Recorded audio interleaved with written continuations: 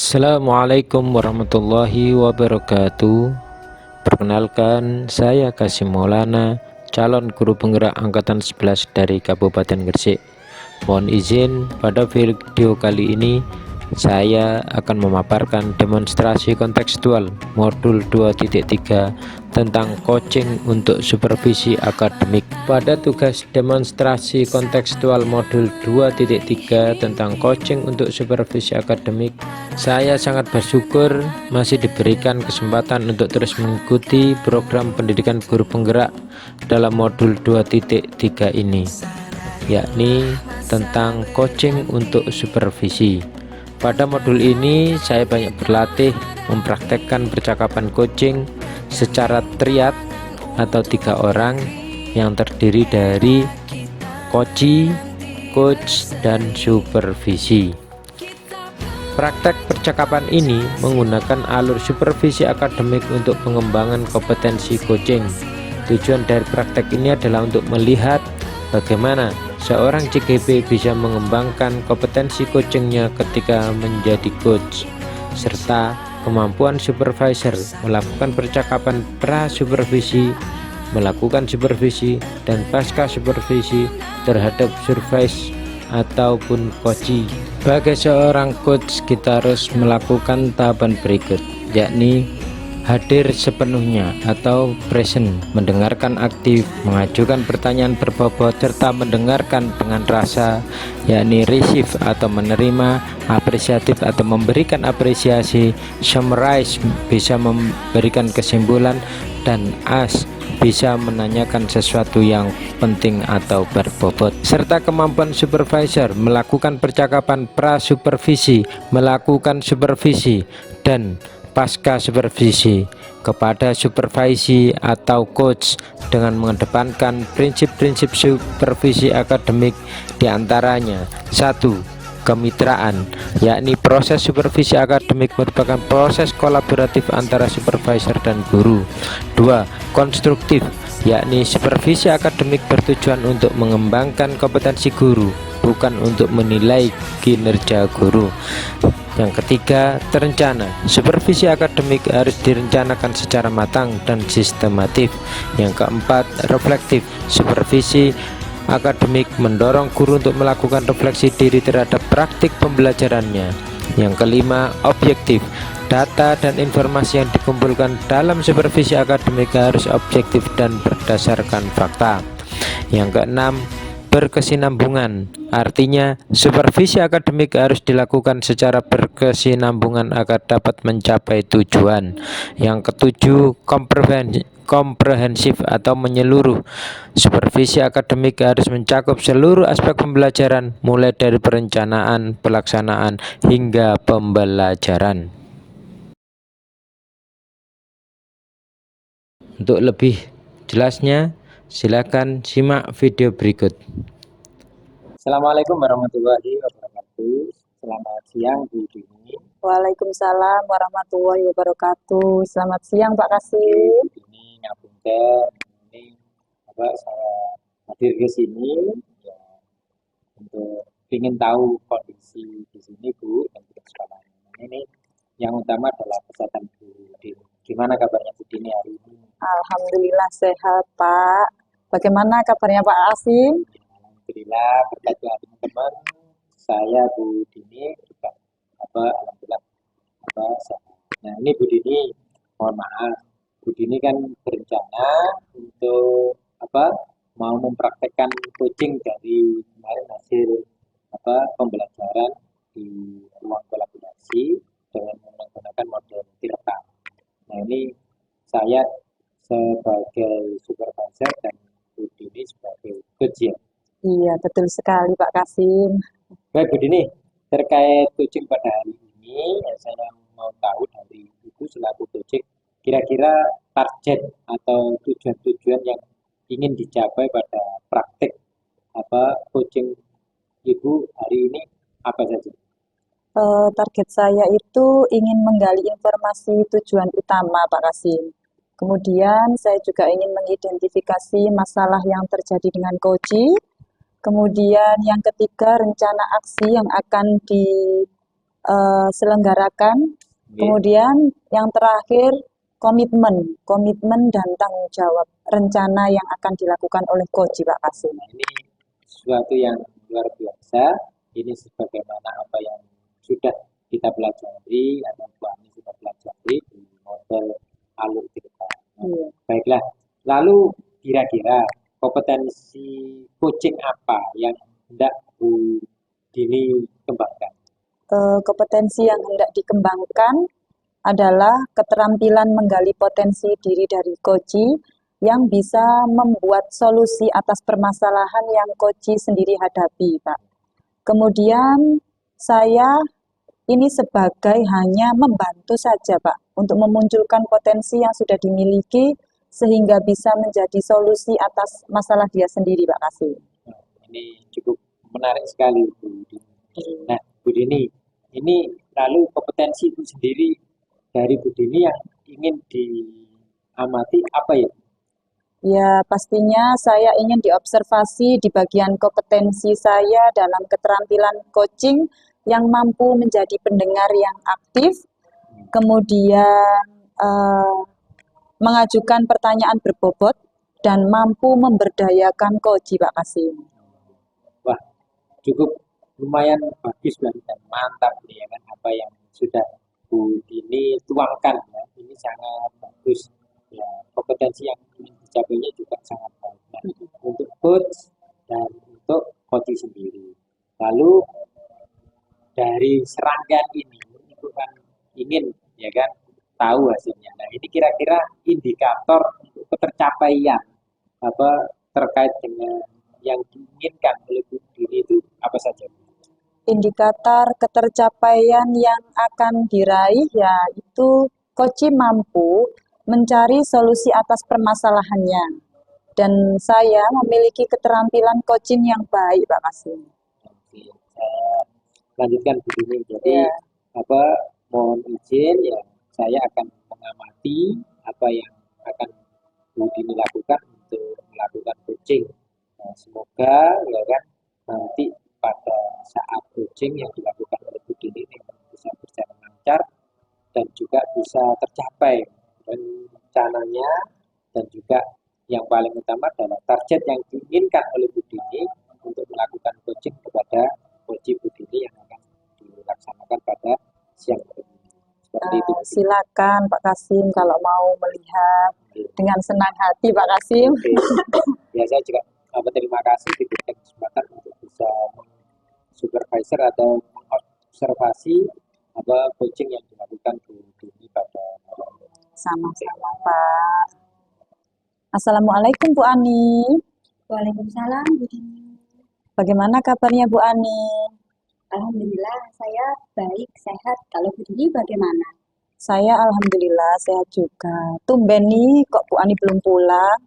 Iya, Bu Dini. Jadi Bu Dini, ada beberapa hal yang ingin saya diskusikan ini dengan Bu Dini. Hal ini cukup mengganggu pikiran saya, Bu Dini, akhir-akhir ini. Oh begitu. Memangnya ada apa ya Bu Ani? Ini terkait peserta didik saya, Bu, di kelas, Bu. Kok akhir-akhir ini tuh anak-anak di kelas itu tujuan dan hasil belajarnya itu menurun ya, Bu ya. Banyak yang kurang memperhatikan dan juga kurang berinteraksi, Bu. Jadi cenderung pasif begitu, Bu Dini. Oh begitu. Jadi banyak muridnya Bu Ani ini yang tujuan prestasinya jadi menurun ya Bu ya. Kemudian kurang memperhatikan dan kurang berinteraksi. Tadi kan Ibu mengatakan Ibu sulit memberikan perhatian, cara mengajar yang membosankan, dan kurang berinteraksi. Nah, andaikan masalah itu hilang, apa yang akan terjadi? Kalau masalah itu hilang, yang pasti ya Bu ya, anak-anak pasti lebih betah kalau belajar di kelas. Tidak ada yang mengantuk, tidak ada yang melamun, dan pura-pura izin untuk pergi ke toilet. Dan mereka akan mengikuti pembelajaran dengan lebih baik, lebih serius, lebih fokus, sehingga pembelajaran lebih efektif dan produktif. Dan bisa ini berpengaruh terhadap prestasi anak-anak di masa depan. Jadi begitu Bu Dini. Nah, sekarang Coba Bu Ani ceritakan masalah yang Ibu hadapi sekarang ini. Baik, Bu Dini. Saya kan merasa akhir-akhir ini kualitas mengajar saya itu menurun ya, Bu Dini ya. Saya kurang ada koneksi atau mungkin percakapan langsung dengan peserta didik saya. Dan saya amati hasil anak-anak, hasil belajar mereka itu juga ikut menurun, Bu. Saya pikir pasti ada yang salah dengan cara saya mengajar ketika di kelas. Gitu, Bu Oh, Dini. gitu. Jadi kurang ada hubungan antara siswa dan Bu Ani itu kurang hidup ya Bu Ani ya. Jadi hasil belajar mereka juga menurun dari hal itu ya Bu Ani ya. Jadi Ibu berpikir apa yang salah dengan diri Bu Ani sehingga kok mempengaruhi mengajar di kelas Bu? Nah, ini yang sebenarnya ingin saya diskusikan dengan Bu Dini. Saya belum tahu, Bu, di mana letak kesalahan saya.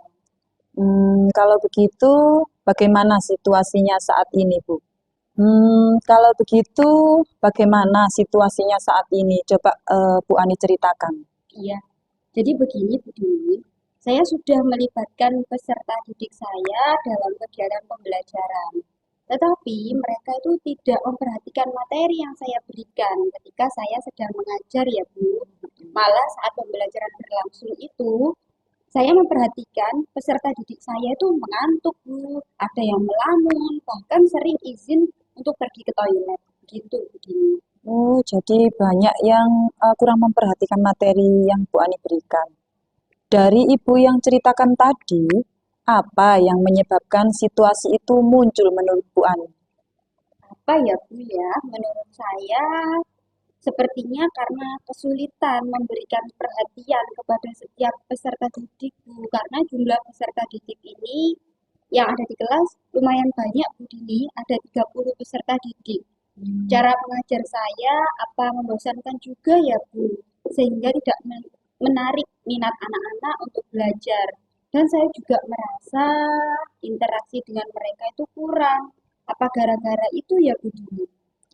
Oke, Bu Ani sudah mengungkapkan kendala yang ada di kelas Bu Ani kan ya. Maka apa yang difikirkan Ibu Ani agar hal ini tidak terjadi lagi? Apa yang akan Ibu lakukan? Yang pertama, Bu, mungkin yang akan saya lakukan itu saya ingin mencari tahu dulu preferensi belajar peserta didik saya. Kemudian, saya mencoba berbagai strategi pembelajaran untuk melibatkan peserta didik dengan baik. Bisa Bu Ani jelaskan misalnya apa nih Bu? Misalnya ya, Bu ya, saya ingin menggunakan media pembelajaran yang interaktif dan menarik ketika kegiatan pembelajaran agar anak-anak itu dapat berinteraksi, kemudian berkolaborasi baik dengan rekan sejawatnya maupun berinteraksi langsung dengan saya, Bu. Selain itu apa lagi Bu Ani? Saya akan menyisihkan waktu saya ketika saya di kelas untuk mengecek pemahaman dan memberikan umpan balik kepada peserta didik agar mereka merasa terlibat dalam kegiatan pembelajaran. Yang bagus Bu Ani, karena di kelas SD itu kan memang kita harus memahami peserta didik kita ya Bu Ani. Jadi kita harus memberikan umpan balik juga sesuai dengan apa yang dikatakan Bu Ani. Apalagi yang mungkin bisa Ibu Ani lakukan?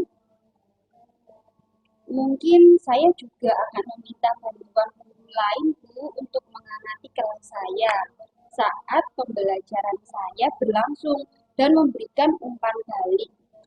Oke, Ibu terdengar sangat percaya diri dengan rencana tersebut. Nah, berarti ada 3 rencana yang sudah direncanakan ya Bu ya. Kapan nih rencana itu mau dilaksanakan Bu Ani? Iya, Bu, betul sekali. Jadi nanti kemungkinan ada 3 rencana yang akan saya laksanakan. Untuk waktunya, kurang lebih 1 atau 2 minggu ke depan ini, Bu Dini, saya coba satu persatu dulu ya, mulai dari mengubah strategi pembelajaran, meminta umpan balik ke teman sejawat, dan yang terakhir meminta umpan balik dari peserta didik. Nah, Bu Ani kan sudah membuat rencana dan akan melaksanakannya. Apa yang bisa Ibu tarik kesimpulan dari obrolan kita hari ini, Bu Ani? Iya, jadi Bu Dini, saya perlu menilai cara mengajar saya sendiri secara teratur dan melakukan penyesuaian agar dapat meningkatkan kinerja saya sebagai guru dan capaian pembelajaran peserta didik dapat tercapai. Oke, sudah bagus sekali. Berarti Bu Ani akan perlu melakukan penilaian cara mengajar ya Bu Ani ya, secara teratur dan kemudian dapat meningkatkan kinerja Bu Ani juga dan capaian pembelajaran peserta didik juga harus tercapai ya Bu Ani ya. Iya. Ya sudah kalau begitu cukup ya Bu obrolan kita kali ini. Saya tunggu kabar baik untuk selanjutnya. Baik Bu Dini, terima kasih atas waktu dan kesempatan yang telah diberikan. Sama-sama Bu Ani. Assalamualaikum Bu Dini. Waalaikumsalam. Bu Dini, tadi saya sudah melihat Bu Dini melakukan coaching.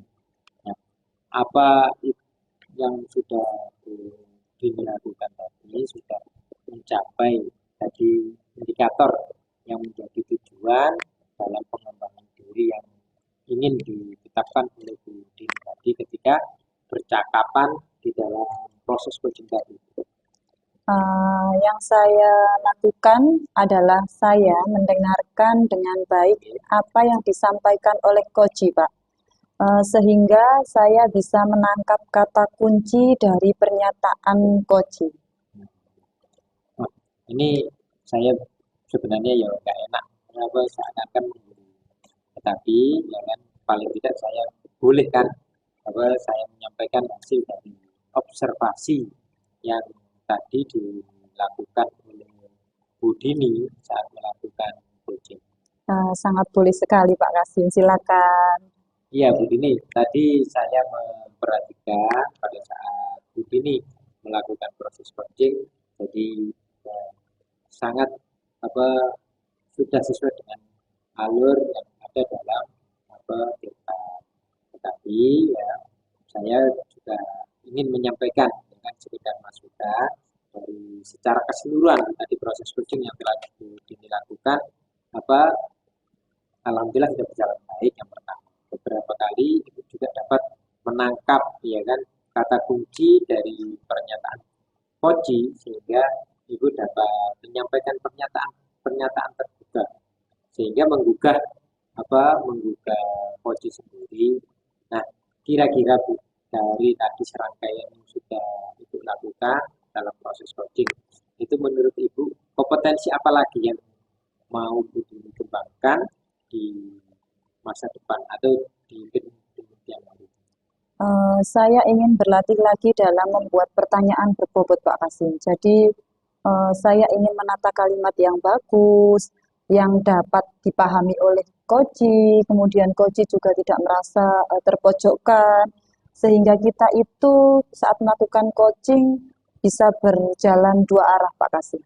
Oh, gitu. Nah, ini bagus sekali Bu. Nah, untuk selanjutnya kira-kira kegiatan itu supervisi ini atau supervisor dan observasi terkait dengan coaching ini menurut ibu ya kan sebagai refleksi. Ya. Nah, kira-kira apa yang ingin dikembangkan dari Bu Dini apa saja, terus waktunya itu kira-kira Bu Dini butuh berapa lama setelah implementasi yang tadi target pencapaian yang diinginkan oleh Bu Dini?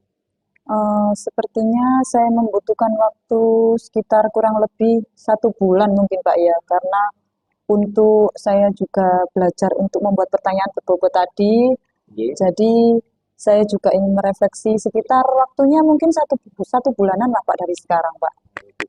Ya, ini ya dibilang panjang juga Pak, panjang, dibilang waktu yang pendek juga bisa pendek kalau kita tidak memanfaatkan dengan secara maksimal. Iya betul Pak. Baiklah Bu Dini, ya terima kasih atas waktunya, terima kasih saya diberi kesempatan untuk menjadi supervisor dan melakukan observasi ketika Bu Dini melakukan coaching. Sama-sama Pak. Saya berharap ya kita bisa melakukan kegiatan ini sesuai dengan apa yang tadi disampaikan Bu Dini. Kita butuh waktu atau Bu Dini butuh waktu kurang lebih 1 bulan ke depan.